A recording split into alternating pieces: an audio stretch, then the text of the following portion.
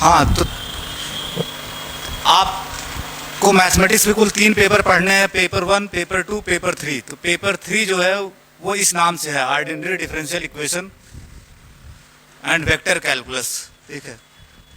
जिसमें ये तो पता ही चल गया होगा कि कुल 5 यूनिट होती है, जिसमें से 3.5 यूनिट आपका ऑर्डिनरी डिफरेंशियल इक्वेशन है, ठीक है, और 1.5 यूनिट वेक्टर कैलकुलस है, ठीक है, वेक्टर कैलकुलस। और हर यूनिट तुम्हारी 10-10 नंबर की है, ठीक है। इसका मतलब 10 से मल्टीप्लाई करोगे कितने मार्क्स का ओडी आएगा आपके एग्जाम में? 35 मार्क्स का ओडी होगा। जो एग्जाम पेपर आप दोगे अप्रैल में, ठीक है, उसमें 35 मार्क्स का पेपर 3rd में ओडी रहेगा, और 15 मार्क्स का वेक्टर कैलकुलस रहेगा। तो ज़्यादा वेटेज किसका है? ओडी का, ठीक है, ओडी का। और ये पेपर ऐसा है कि बड़े आराम से पढ़ते हुए 50 में 50 नंबर पा सकते हो। एक ही पेपर तुम्हारे वहाँ पेपर, तीनों पेपर में एक ही पेपर थोड़ा दिक्कत करता है, वो पेपर 2 है। बाकी सारे पेपर में आप धूमधाम से जितना आपका नंबर बटोरने का मन हो उतना बटोरिए, वो आपकी कैपेबिलिटी पे है, ठीक है। तो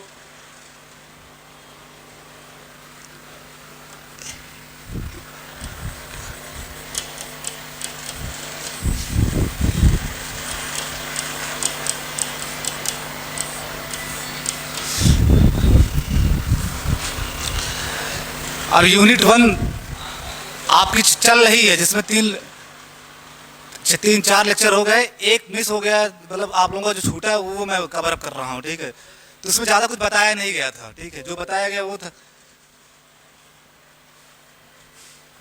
पहली बात को डिफरेंशियल इक्वेशन में आप पहले से जो जानते हो, जैसे इंटरमीडिएट में आप इस डिफरेंशिएशन जानते होगे, इसको तो जानते होगे ना, डिफरेंशिएशन, ठीक है। और एक टर्म और वहां आपको सिखाया गया होगा, इंटीग्रेशन। डिफरेंशिएशन और इंटीग्रेशन, इन्हीं दोनों की सहायता से हम ओडी पढ़ते हैं। इसका मतलब अगर जिसको डिफरेंशिएशन और इंटीग्रेशन में दिक्कत होगी, तय बात है यहाँ भी दिक्कत होगी। तो एक बार इंटीग्रेशन आप रिवाइज कर लीजिएगा, या उसके जितने फार्मूले हैं वो आपको पता होने चाहिए। इन्हीं दोनों का अपर वर्जन ओडी है, इन्हें एक्सटेंशन बोल सकते हो। एक्सटेंशन समझते हो? यहाँ तक आप पढ़ चुके हो, अब इसको एक्सटेंड किया जा रहा है, जो पहले जान रहे हो। तो दोनों का कंबाइन करके डिफरेंशियल इक्वेशन बनता है, ठीक है, ऑर्डिनरी डिफरेंशियल इक्वेशन। अच्छा, जब डिफरेंशिएशन करते हो तो आप ये सिंबल बार बार यूज करते हो, ठीक है, ये सिंबल बार बार यूज करते हो ना, dy/dx, ये तो यूज करते हो। जहां y जो होता है वो क्या होता है? x का फंक्शन, ठीक है, y जो होगा x का फंक्शन। डिफरेंशियल इक्वेशन में फंक्शन को y = fx नहीं लिखा जाता है, एनालिसिस में y = fx लिखा जाता है, लेकिन डिफरेंशियल इक्वेशन वाले जो नोटेशन फॉलो अप करते हैं वो y = yx लिखते हैं। Means y is the function of x, ठीक है, y is the function of x। जैसे z अगर x का फंक्शन है तो आप ऐसे मत लिखोगे कि z = fx। यहाँ पे ओडी में z = zx लिखा जाता है। इसका मतलब z is the function of x, z is the function of x, ठीक। इसका मतलब इसमें y और x, अगर y x का फंक्शन है तो आप डेरिवेटिव की बात कर सकते हो, dy/dx की बात कर सकते हो। तो x को बोलते हैं, जो यहाँ x उसको क्या बोलते हैं? इंडिपेंडेंट वेरिएबल, स्वतंत्र चर, इंडिपेंडेंट वेरिएबल। और इस x के सहारे y निकल जाएगा, यानी y x पे डिपेंड कर रहा है, तो y को बोलते हैं डिपेंडेंट वेरिएबल। ये डिपेंडेंट वेरिएबल है, ये आपका इंडिपेंडेंट वेरिएबल है, ठीक है, इंडिपेंडेंट वेरिएबल है। मतलब इस इंडिपेंडेंट वेरिएबल का मतलब स्वतंत्र। इसको आप वैल्यू असाइन करोगे अगर x को, तो y अपने आप निकल जाएगा। जैसे फॉर एग्जांपल y = x² है आपके पास, ठीक है, y = x² है। आप x को वैल्यू दोगे अगर, तो y अपने आप नहीं निकल जाएगा। आप x = 1, x की वैल्यू 1 रखोगे तो y क्या निकल के आएगा? 1। x = 2, ये वैल्यू आप जो असाइन कर रहे हो, एक को आप वैल्यू दोगे, दूसरा वाला अपने आप निकल जाएगा, तो y की वैल्यू क्या आ जाएगी? 4, ठीक है। तो आपको पहले ये समझना है कि व्हाट इज वेरिएबल, फिर आपको ये समझना है कि what is independent variable and dependent variable. तो अब लिखना चालू कीजिए। पहली जो इसमें हेडिंग है वो वेरिएबल, कि वेरिएबल किसे कहते हैं, वेरिएबल।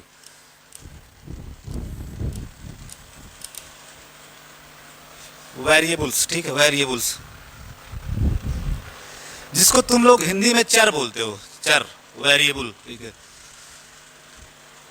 तो इसमें लिखो we live in the world, world यहां संसार वाला है, शब्द वाला नहीं, world, WORLD। We live in the world of interrelated things, interrelated, related, changing, changing entities. Entities मतलब थिंग्स, ऑब्जेक्ट, इंटिटीज उन्हीं का एक शब्द है, इंटिटीज। तो हम जिस दुनिया में रहते हैं वहां हर चीज किसी न किसी के सापेक्ष बदल रही है। कोई भी चीज लोगे वो किसी न किसी के सापेक्ष बदल रही है। तो we live in the world of interrelated changing objects, entities, ठीक है, entities. For example, for example, जैसे पहला एग्जाम्पल मैं आपको समझाने की कोशिश कर रहा हूं कि position of a moving particle, ठीक है, the position of a moving particle, जिसको मैं पी से दिखा रहा हूं, ठीक है, पी से। The position of a moving particle, अगर कोई पार्टिकल मूव कर रहा है, ठीक है, जैसे मान लो कोई पार्टिकल मूव करती है, यहाँ है पोजीशन उसका पी, फिर आगे गया, ऐसे मूव कर रहा है। The position of a moving particle P change करेगा किसके साथ, टाइम के साथ, changes with time T, changes with time T. वही तो ऊपर लिखा गया है इंटर रिलेटेड चेंजिंग इंटिटीज। यहां इंटिटीज क्या है, पी और टी दोनों आपस में इंटर रिलेटेड हैं। टी बदलेगा तो पी बदलेगा अपने आप, ठीक है, टी बदलेगा तो पी बदलेगा, ठीक है। Second, area of a circle, जिसको ए से दिखाते हो, area of circle A changes with, changes with, यानी किसी सर्किल का एरिया चेंज करेगा किसके साथ, रेडियस के साथ। आप रेडियस बदलोगे तो क्या होगा, एरिया चेंज करेगा, changes with its radius, its radius, its radius r, its radius r, ठीक है। ऐसे तमाम चीजें, यानी हम जिस, आ जाओ आ जाओ, हम जिस सराउंडिंग्स में रहते हैं, जिस इन्वायरमेंट में रहते हैं, हर चीज किसी न किसी के सापेक्ष बदल रही है। तो जो चीजें बदल रही होंगी वही वेरिएबल्स हैं, ठीक है। तो ये लिख लिए थे, सब लोग लिख लिए थे नहीं वाला, ठीक है, सारा आपकी कॉपी में आ गया है, ठीक है।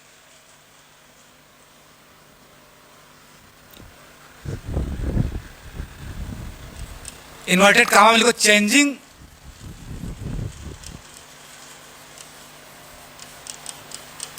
इंटिटीज, यानी जो क्वांटिटी या इंटिटी ऑब्जेक्ट जो बदल रहा होगा, ठीक है, changing entities are called variables. Full stop. Variables की डिफिनेशन क्या हो गई कि जो भी चीज बदल रही होगी वो क्या है, variable. Changing entities are called variables.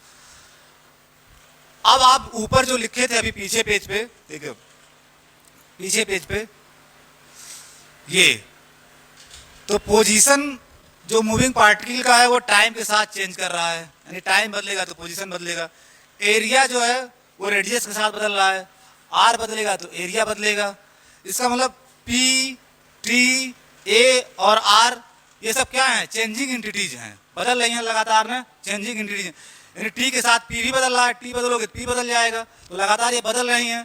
तो ये पी लिखा हुआ है, जो टी लिखा हुआ है, जो ए लिखा हुआ है, वो आर लिखा हुआ है, ये क्या है, चेंजिंग एंटिटीज हैं, बदलने वाली राशियां हैं, तो ये सारे के सारे क्या कहलाएंगे? वेरिएबल्स।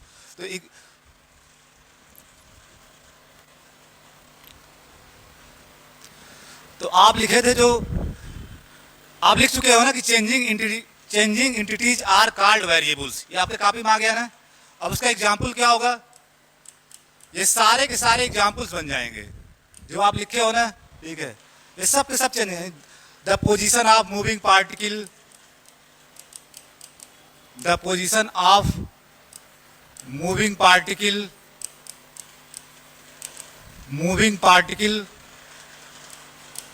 पी, ठीक है। The position of moving particle P, वो भी तो बदल रहा है, तो वो भी क्या होगा? आपका चेंजिंग एंटिटीज है, ठीक है। कामा टाइम टी, ठीक है। कामा area of circle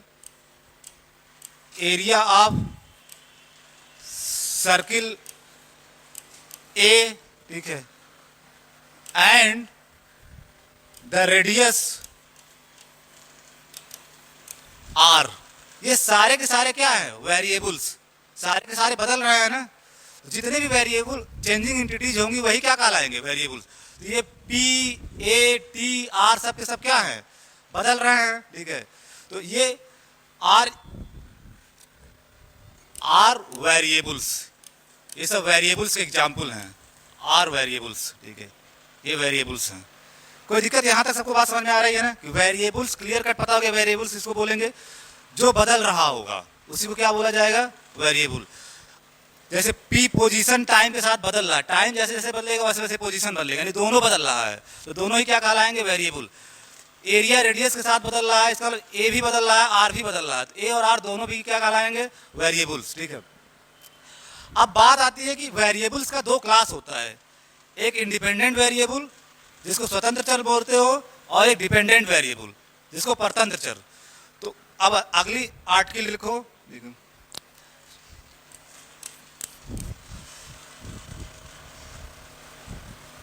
independent and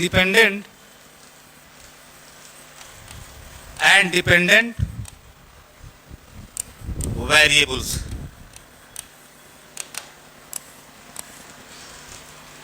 independent and dependent variables. जैसे मैं आपके सामने लिखता हूं एक, अभी देखो डिफिनीशन बनाना भी आना चाहिए आपको। डिफिनीशन ऐसा नहीं कि आसमान से टपकती है, डिफिनीशन आप खुद बना सकते हो। जैसे मैं एग्जांपल लिख रहा हूं, एक a equal to pi are square, यानी एरिया ऑफ सर्किल यही तो होता है, पाई आर स्क्वायर। पाई तो कांस्टेंट है, ये तो यूनिवर्सल कांस्टेंट है, ये तो आप जानते हो ना, यूनिवर्सल कांस्टेंट पूरे विश्व में कांस्टेंट है, यूनिवर्सल कांस्टेंट है। इसका मतलब इसमें वेरिएबल क्या है? ए और आर। वेरिएबल क्या है? ए और आर। अब आपसे पूछा जाए कौन इसमें इंडिपेंडेंट, मतलब कौन स्वतंत्र चर है और कौन परतंत्र चर है, कौन इंडिपेंडेंट वेरिएबल है, कौन डिपेंडेंट? हाँ, यही ओडी वालों को सतर्क रहना है। दोनों में से कोई भी इंडिपेंडेंट हो सकता है, कोई भी डिपेंडेंट हो सकता है। ओडी जब आप पढ़ते हो तो यही चीज ज्यादातर लड़के गलती है। जैसे इन्होंने बता दिया कि आर इंडिपेंडेंट है और आर इंडिपेंडेंट वेरिएबल है और ए डिपेंडेंट वेरिएबल है, ऐसा नहीं है। डिपेंड करता कि आप वैल्यू किसको असाइन कर रहे हो। जिसको आप वैल्यू असाइन करोगे वो इंडिपेंडेंट वेरिएबल होगा, और जो उस असाइंड वैल्यू के सहारे निकल जाएगा वो डिपेंडेंट वेरिएबल होगा, ठीक है। बात मैं क्या कर रहा हूँ, एक बार फिर से बता रहा हूँ। जिसको आप वैल्यू असाइन करोगे अपने से, ठीक है, वो क्या कहलाएगा? Independent variable. और उसके सहारे जिसकी वैल्यू निकल जाएगी उसको क्या बोलोगे? Dependent variable. तो सपोज आप आर को वैल्यू असाइन कर रहे हो, आर इक्वल टू 1, तो आपका एरिया अपने आप निकल जाएगा ना, पाई। आर को वैल्यू असाइन कर रहे हो 2, तो एरिया अपने आप निकल जाएगा 4 पाई, ठीक है। तो जब आप आर को वैल्यू असाइन कर रहे हो, इसका मतलब आर इंडिपेंडेंट वेरिएबल है, उसके सहारे ए निकल जा रहा है, इसका मतलब ए डिपेंडेंट वेरिएबल। वाइस वर्सा भी हो सकता है। अगर आप वैल्यू ए को असाइन कर रहे हो, जैसे ए को आप असाइन कर दिया वैल्यू कुछ भी 16, ठीक है, 16, तो इसके सहारे आर नहीं निकल जाएगा, आर भी तो निकल जाएगा, ठीक है। ए को वैल्यू दे रहे हो तो उसके सहारे आर नहीं निकल जाएगा। तो अब की बार वैल्यू किसको असाइन कर रहे हो? ए को, और इस असाइंड वैल्यू के सहारे आर की वैल्यू निकल जाएगी, आर की वैल्यू निकल जाएगी। तो इस केस में जब आप ए को वैल्यू असाइन कर रहे हो, इंडिपेंडेंट वेरिएबल क्या होगा आपका? ए, जिसको असाइन करोगे इंडिपेंडेंट वेरिएबल, अब की बार इंडिपेंडेंट वेरिएबल ए हो जाएगा, और उसके सहारे इसकी वैल्यू निकल जाएगी आर की, तो वो डिपेंडेंट वेरिएबल हो जाएगा। तो डिपेंडेंट इंडिपेंडेंट में बस इतना आपको समझना है, जिसको आप वैल्यू असाइन कर रहे हो वो इंडिपेंडेंट वेरिएबल कहलाएगा, और जिसके सहारे वैल्यू दूसरे की निकल जाएगी वो डिपेंडेंट वेरिएबल कहलाएगा। ठीक समझ पा रहे हो? तो इसी इक्वेशन में जो ये लिखा गया फंक्शन, इसी में आर इंडिपेंडेंट वेरिएबल भी हो सकता है, डिपेंडेंट वेरिएबल भी हो सकता है। ए आपका इंडिपेंडेंट वेरिएबल भी हो सकता है, डिपेंडेंट वेरिएबल हो सकता है। डिपेंड कर रहा है किसको आप वैल्यू असाइन कर रहे हो। आप ये बात समझ पा रहे हो? ठीक है, तो आप डिफिनेशन लिखो। ठीक है,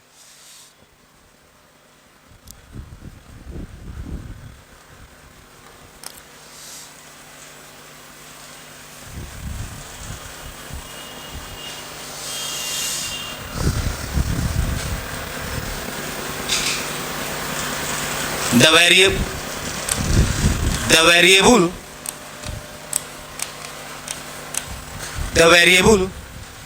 ठीक है, the variable यानी वह चर टू which जिसको we assign the value,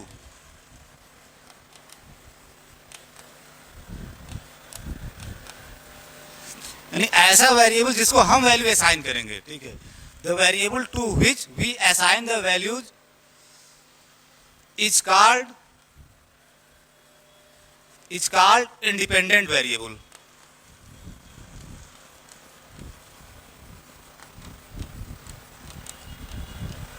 independent variable उसको क्या बोलेंगे? इंडिपेंडेंट। जिसको हम वैल्यू असाइन करेंगे उसको क्या बोलेंगे? Independent variable. उसी को अंग्रेजी में लिखा गया, the variable to which we assign the values is called independent variable, and the variable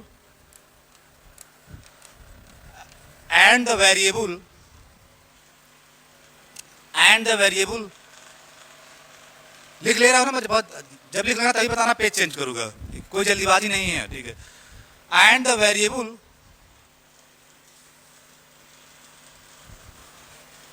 whose value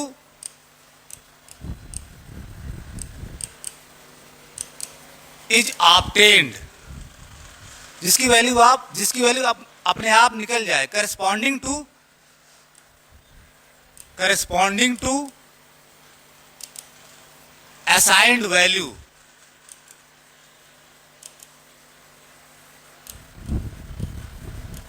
corresponding to assigned value, ऐसा वेरिएबल जिसकी वैल्यू अपने आप निकल जाए असाइंड वैल्यू के करस्पॉन्डिंग। ठीक है, is called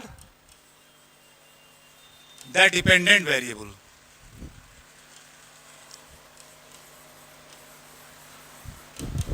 is called the dependent variable. तो आज के बाद से आपको डिपेंडेंट वेरिएबल, इंडिपेंडेंट वेरिएबल की डिफिनेशन अगर कोई पूछेगा तो आप यही बताओगे। ठीक है, कि जिसको हम वैल्यू असाइन करेंगे उसको क्या बोलेंगे? इंडिपेंडेंट वेरिएबल, और जिस असाइंड वैल्यू के सहारे दूसरे वाले वेरिएबल की वैल्यू निकल जाएगी उसको क्या बोलेंगे? Dependent variable. For example,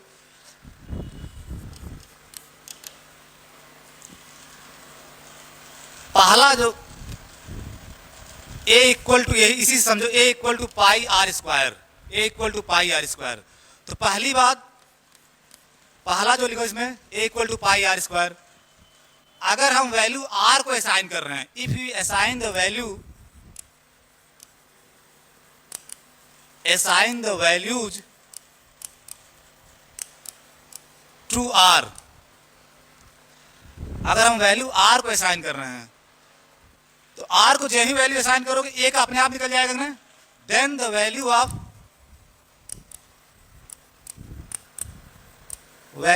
a is obtained,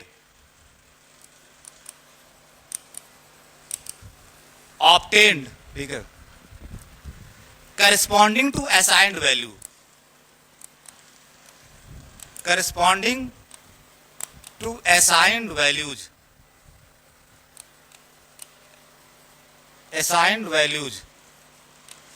assigned values. If we assign the values to R, then the value of A is obtained corresponding to assigned values. अब आपके डिफिनीशन से तुरंत बताओ, इस केस में, पहले केस में, केस फर्स्ट में पहले केस में, ठीक है, कौन डिपेंडेंट होगा, कौन इंडिपेंडेंट होगा, कौन डिपेंडेंट होगा, कौन इंडिपेंडेंट होगा? आर के सामने तो ये यहां पे आपकी इंडिपेंडेंट वेरिएबल होगा, इंडिपेंडेंट वेरिएबल, और ए जो होगा आपका क्या होगा यहां पे?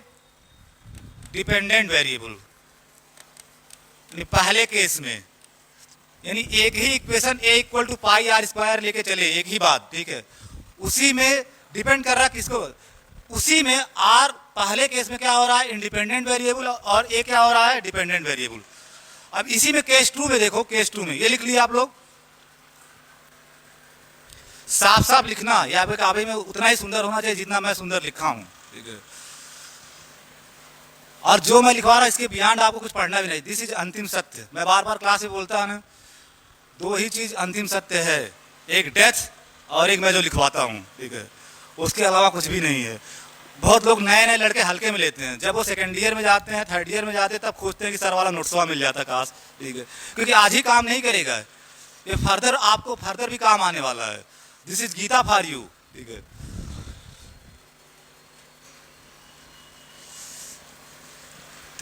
अब इसी चीज को केस 2 में देखो, केस 2,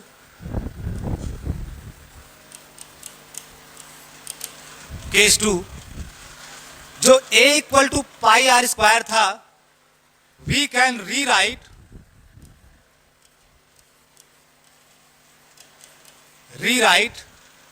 मतलब उसी को दूसरे तरीके से लिख दिया जाए। We can rewrite a equal to pi are square as r square equal to, ये भी तो लिख सकते हो, ठीक है, a equal to pi are square, तो आप इसको ये भी लिख सकते हो, r square equal to a by pi. R ये स्क्वायर है ना, तो आर इक्वल टू क्या होगा फिर? अगर r square equal to a by pi है तो आर इक्वल टू क्या होगा? प्लस माइनस, यही तो होगा। तो सिंपल सी कैलकुलेशन मैथमेटिक्स है, जो आजकल कक्षा 3 के लड़के भी बताते हैं कि आर स्क्वायर ये है तो आर क्या होगा? Square root. अब आपको ये बताना है कि प्लस माइनस दोनों ले सकते हो, दोनों ले सकते हो यहां पे, क्यों? क्योंकि रेडियस निगेटिव होता ही नहीं है। रेडियस हमेशा क्या होगा? किसी सर्किल का हमेशा पॉजिटिव होगा। इसका मतलब आप निगेटिव नहीं ले सकते, ये वाला आपको हटाना पड़ेगा, ठीक है, ये निगेटिव नहीं ले सकते, ठीक है, निगेटिव नहीं ले सकते। और जनरली आदमी पॉजिटिव को लिखता नहीं है, अगर कुछ लिखा नहीं है तो आप पॉजिटिव ही समझोगे, तो सीधे लिख दो ये, ठीक है,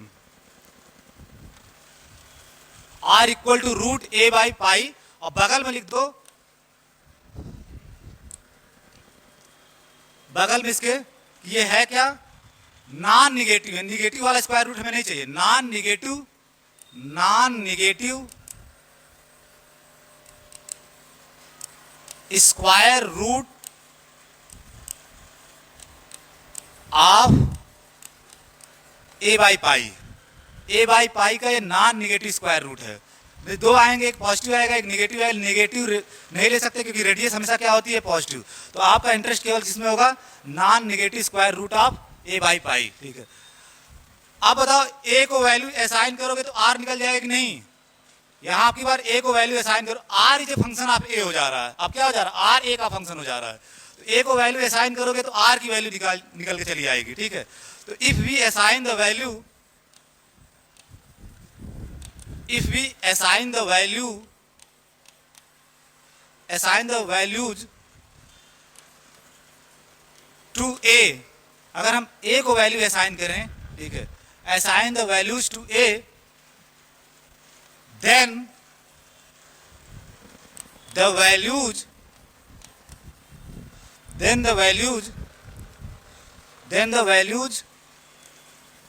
of r is obtained। ए को वैल्यू दोगे, अपने आप आर की वैल्यू निकल जाएगी नहीं निकल जाएगी, ठीक है। तो then the value of R is obtained. अब आगे करस्पॉन्डिंग टू हो गया, एक बार समझ गए, फुल स्टॉप, ठीक है। तो if we assign the values to A then the values of R is obtained.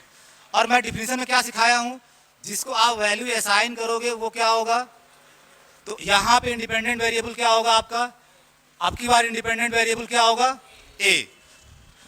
A is here independent variable, ए तीर बनाना उसके सामने इंडिपेंडेंट वेरिएबल। केस टू में ए इंडिपेंडेंट वेरिएबल हो गया, ठीक है। और इसको वैल्यू देने के सहारे आर की वैल्यू निकल जा रही है, तो आर क्या हो गया, डिपेंडेंट वेरिएबल। आर क्या हो गया, डिपेंडेंट वेरिएबल। तो बेसिकली इतने डिस्कशन से आप सीखे क्या, जो इतना आपको डिस्कशन करवाया गया, इस डिस्कशन से सीखे क्या, dependent variable independent variable A equal to pi are square में ऐसा तुरंत मत मान लेना कि ए डिपेंडेंट है आर इंडिपेंडेंट है, ये बहुत गलत सीखते हैं। जिनको ओडी तुच्छ लेवल की आती है वो ये बातें करते हैं।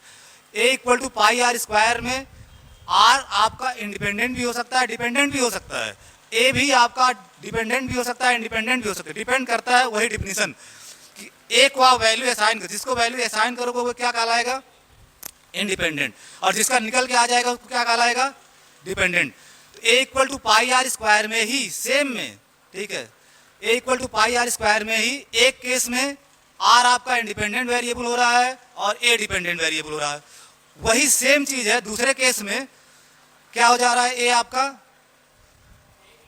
ए इंडिपेंडेंट वेरिएबल और आर डिपेंडेंट वेरिएबल। तो क्लियर कर, डिपेंडेंट इंडिपेंडेंट में आप क्लियर हो गए ना, किसको इंडिपेंडेंट बोलेंगे किसको डिपेंडेंट बोलेंगे, ठीक है।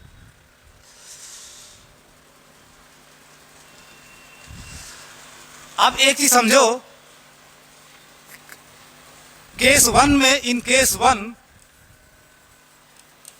उसी के नीचे लिखना in case one. Case one में आपने कॉपी में देखना, केस वन में आर क्या है, इंडिपेंडेंट वेरिएबल, और ए क्या है, डिपेंडेंट वेरिएबल। तो जो डेरिवेटिव की बात करते हो हमेशा, वो डेरिवेटिव की बात हमेशा डिपेंडेंट वेरिएबल का करते हो, किसके रिस्पेक्ट में, इंडिपेंडेंट वेरिएबल। तो इन केस वन हम ये सिंबल लिखेंगे, डी ए डी आर, ठीक है, डी ए डी आर, और ये है क्या, the derivative of dependent, DV का मतलब डॉक्यूमेंट वेरिफिकेशन नहीं, डिपेंडेंट वेरिएबल, ठीक है, डिपेंडेंट वेरिएबल, ठीक है, the derivative of dependent variable A with respect to independent variable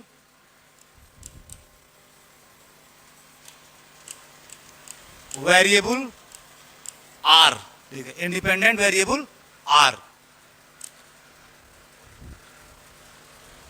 अब थोड़ा अगर आप सारी बातें समझ रहे हो तो केस टू में क्या होगा फिर, इन केस टू आप डेरिवेटिव कैसे लिखोगे, हमेशा डेरिवेटिव डिपेंडेंट वेरिएबल का होता है, तो केस टू में डेरिवेटिव कैसे लिखोगे, d r by d a, ठीक है, d r by d a, the derivative of r with respect to a, with respect to a. जब आप डिफरेंशियल इक्वेशन सॉल्व करोगे तो बार बार हमेशा डी वाई डी एक्स ही नहीं मिलेगा, आप देखोगे सवाल में जब आप सॉल्व करोगे तो हमेशा डी वाई डी एक्स ही नहीं मिलेगा, कहीं कहीं ऐसे डिफरेंशियल इक्वेशन मिलेंगे जहां डी एक्स डी वाई लिखा गया होगा, डी एक्स डी वाई लिखा गया होगा, तो तुरंत आप क्या समझोगे कौन है, अगर डी वाई डी एक्स इसका मतलब ऊपर वाला डिपेंडेंट वेरिएबल और नीचे वाला independent variable, D X D Y लिखा गया इसका मतलब क्या है, आपकी बार एक्स क्या होगा, डिपेंडेंट वेरिएबल, और वाई क्या होगा, इंडिपेंडेंट वेरिएबल। ये बहुत लोग समझते नहीं, पूरा डिफरेंशियल इक्वेशन पढ़ जाते हैं, उनको यही नहीं समझ में आता है। जब भी डी एक्स डी वाई लिखा हुआ है तो आपको समझना है कि वहां पे एक्स ट्रीट किया जा रहा है डिपेंडेंट वेरिएबल की तरह और वाई इंडिपेंडेंट वेरिएबल की तरह, ठीक है। एक नोट लिख लो,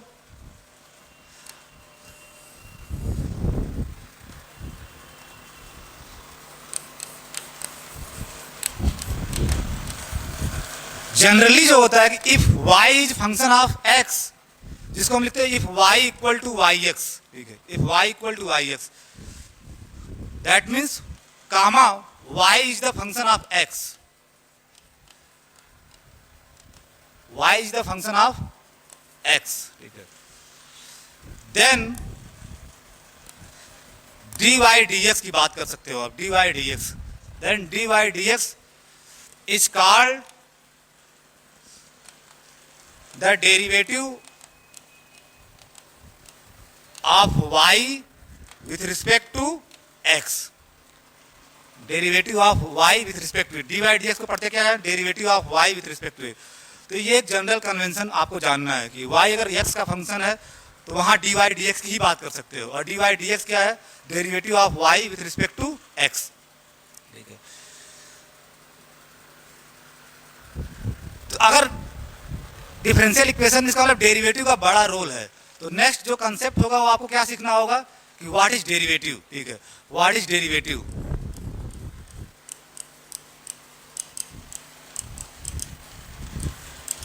डेरिवेटिव, बस कहानी खत्म। इसके बाद आपका सेकंड लेक्चर है, ठीक है।